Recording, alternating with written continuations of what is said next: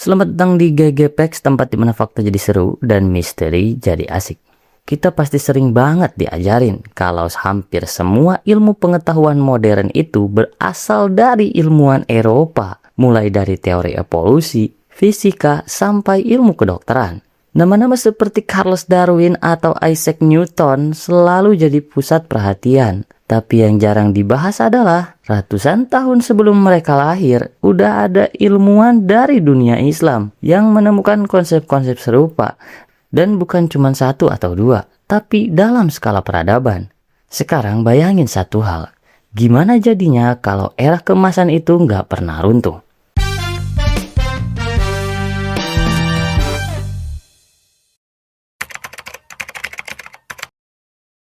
Oke, sekarang kita mundur ke masa sekitar abad ke-8 sampai abad ke-13. Di saat sebagian besar dunia masih terjebak dalam masa yang sering disebut Dark Age. Dunia Islam justru mengalami sesuatu yang berlawanan, yaitu ledakan ilmu pengetahuan. Kota-kota besar seperti Baghdad, Cordoba, dan Kairo jadi pusat peradaban paling maju di dunia. Di sana, ilmu bukan cuma dipelajari, tapi dikembangkan. Kalau kita bicara pusat dari semua ini, maka jawabannya adalah Baghdad. Kota ini bukan kota biasa. Dia adalah kota masa depan di zamannya. Di saat banyak tempat masih percaya penyakit datang dari roh jahat, Baghdad udah punya rumah sakit umum pertama di dunia. Dan yang lebih gilanya lagi, rumah sakit umum itu gratis. Semua biaya ditanggung oleh kas negara. Dokter-dokter di sana belajar anatomi, diagnosis, bahkan farmasi. Salah satu tokoh besar di bidang ini adalah Ibnu Sina yang menulis ensiklopedia medis raksasa. Baghdad bahkan dibangun dengan konsep yang gak biasa. Dikenal sebagai kota kedamaian. Kota ini berbentuk lingkaran sempurna, dikelilingi benteng tinggi dan sistem pertahanan yang berlapis.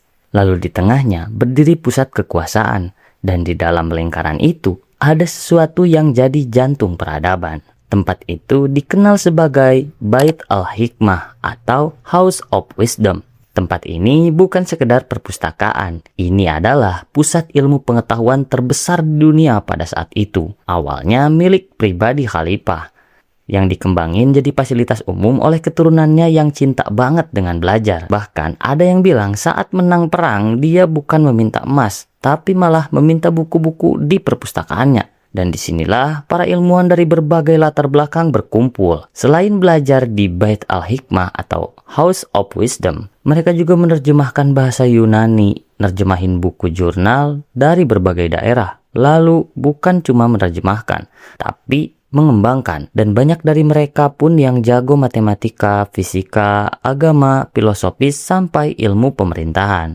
Di tempat ini lahirlah nama-nama besar seperti Al-Khwarizmi, Bapak Algoritma, Ibnu Shal, pelopor ilmu optik, dan Ibnu Sina atau dikenal sebagai Avicenna di Barat adalah seorang polimat muslim Persia yang dianggap sebagai bapak kedokteran modern.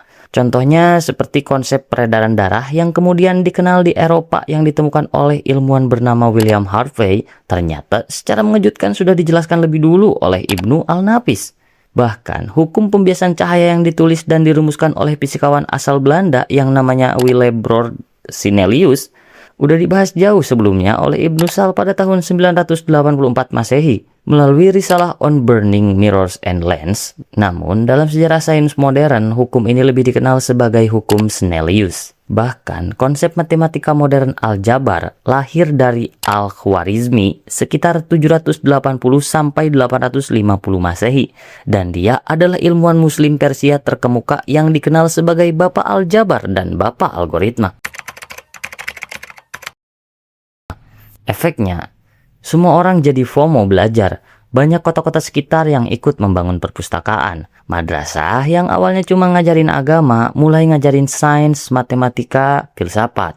Dan bahkan ada seorang perempuan bernama Fatma Al-Fihri rela menghabiskan kekayaannya demi membangun universitas pertama di dunia, yaitu University of Al-Qarawiyyin. Dan dari sinilah gelombang ilmu makin besar. Nah, sekarang kita balik ke pertanyaan awal. Jadi, Bagaimana kalau semua ini enggak pernah berakhir? Mungkin nama ilmuwan Arab bakal sering kita lihat di buku pelajaran. Mungkin revolusi industri dimulai lebih dulu di dunia Islam.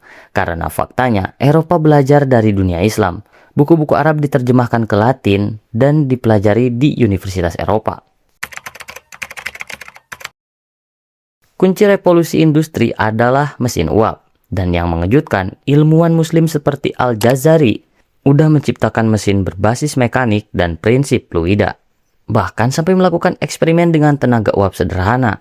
Bayangin, kalau ini terus berkembang, mungkin kereta, kapal uap, bahkan industri lahir lebih dulu di timur. Dan ini jadi pengganti alat transportasi yang awalnya menggunakan tenaga manusia atau hewan menjadi mesin uap karena tenaganya lebih stabil dibandingkan dengan tenaga manusia ataupun hewan. Tapi, semua kejayaan itu nggak bertahan selamanya. Mulai muncul kebijakan yang membuat ilmu jadi lebih konservatif, fokus berpindah dari eksplorasi ke tradisi, ditambah konflik internal, perang antara wilayah, dan terjadilah perpecahan internal. Salah satu faktor besarnya adalah konflik besar dengan Kekaisaran Romawi Timur, Byzantine Empire, dan perlahan, peradaban mulai retak. Dan puncaknya terjadi di tahun 1258 saat pasukan Mongol di bawah Hulagu Khan menyerbu Baghdad dengan membawa ratusan ribu tentara yang berhasil menghancurkan kota. Penduduk dibantai, penduduk Baghdad menyaksikan hancurnya kota yang mereka bela mati-matian. Dan yang paling tragis, House of Wisdom dihancurkan. Buku-buku di dalamnya dibakar dan dibuang ke sungai. Sampai ada legenda yang mengatakan air sungainya pun berubah jadi hitam karena tinta dari ribuan buku larut dengan air di sungai itu. Bayangkan betapa banyaknya buku-buku itu sampai bisa membuat air sungai menjadi hitam. Tapi semua nggak benar-benar hilang. Meskipun era keemasan Islam sudah berakhir dan rumah kebijaksanaan sudah tiada, kita masih bisa melihatnya di ilmu pengetahuan zaman sekarang. Kayak misal kata-kata yang masih dipakai, contohnya aljabar, algoritma, alkimia, alkali. Dan itu semua berasal dari bahasa Arab. Artinya, jejak era keemasan itu masih hidup. Dan fun fact-nya nih ya, bahkan di era modern, pendiri Facebook Mark Zuckerberg pernah menyebut pentingnya algoritma. Tanpa konsep algoritma dari Al-Khawarizmi, mungkin gak ada Facebook, gak ada TikTok, gak ada Instagram, dan gak ada YouTube yang sekarang kalian tonton. Nah, tapi sekarang kita balik lagi ke satu pertanyaan sederhana. Kalau dulu mereka bisa, kenapa sekarang tidak? Karena kunci dari semua itu cuma satu, yaitu rasa ingin tahu.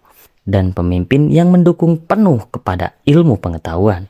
Peradaban besar tidak lahir dari kekuatan, tapi dari rasa ingin tahu yang gak pernah padam. Dulu, dunia Islam berdiri di puncak bukan karena kekayaan, tapi karena keberanian untuk berpikir, belajar, dan mempertanyakan segalanya. Dan ketika rasa itu hilang, perlahan kejayaan pun ikut tenggelam. Mungkin pertanyaannya bukan lagi bagaimana jika masa itu tidak berakhir, tapi apakah kita masih punya keberanian untuk memulainya lagi dari sekarang? So jangan lupa like, comment, share, dan subscribe kalau lu suka misteri dan fakta unik. Gua GG pamit dulu karena dibalik hal yang kelihatan biasa selalu ada fakta luar biasa. Sampai ketemu di fakta selanjutnya cuman di GG Facts.